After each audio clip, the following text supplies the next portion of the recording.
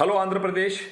ఈరోజు చంద్రబాబు నాయుడు గారు, పవన్ కళ్యాణ్ గారు, లోకేష్ గారు కలెక్టర్ సమావేశంలో ఆంధ్రప్రదేశ్లో ఉన్నటువంటి స్కూల్స్ స్థితిగతుల గురించి వివరించడం జరిగింది.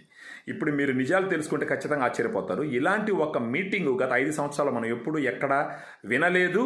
దీని గురించి చర్చించుకోవడం కూడా మనకు తెలియరాలేదు. ఇలాంటి సిచ్యువేషన్లో వాళ్ళు చెప్పిన వివరాల ప్రకారం టోటల్ 44,000 స్కూల్స్ ఆంధ్రప్రదేశ్లో ఉంటే 38 లక్షల మంది స్టూడెంట్స్ చదువుకుంటున్నారు. దాంట్లో బాధాకరమైన విషయం ఏంటంటే 4,500 స్కూల్స్లో ఒక్కొక్క స్కూల్లో స్టూడెంట్స్ 10 మంది కన్నా తక్కువ ఉన్నారు. ఒక 12,500 స్కూల్స్లో ఒక్కొక్క స్కూల్లో స్టూడెంట్స్ 20 మంది కన్నా తక్కువ ఉన్నారు. దయచేసి ప్రతి ఒక్కరూ వాళ్ళ పిల్లల్ని గవర్నమెంట్ స్కూల్కి పంపించి గవర్నమెంట్ స్కూల్స్ ఎంకరేజ్ చేయలేదు అనుకోండి, ఫ్యూచర్లో అన్ని ప్రైవేట్ స్కూల్స్ వస్తాయి. అప్పుడు వాళ్ళు ఇచ్చగా ఫీజులు పెంచేస్తారు.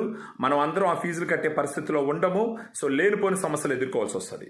సో ఖచ్చితంగా గవర్నమెంట్ స్కూల్స్కి పిల్లల్ని పంపించాలి. గవర్నమెంట్ స్కూల్స్ స్ట్రెంగ్తన్ చేయాలని చెప్పి మనం డిమాండ్ చేయాలి. సో జై ఆంధ్రప్రదేశ్.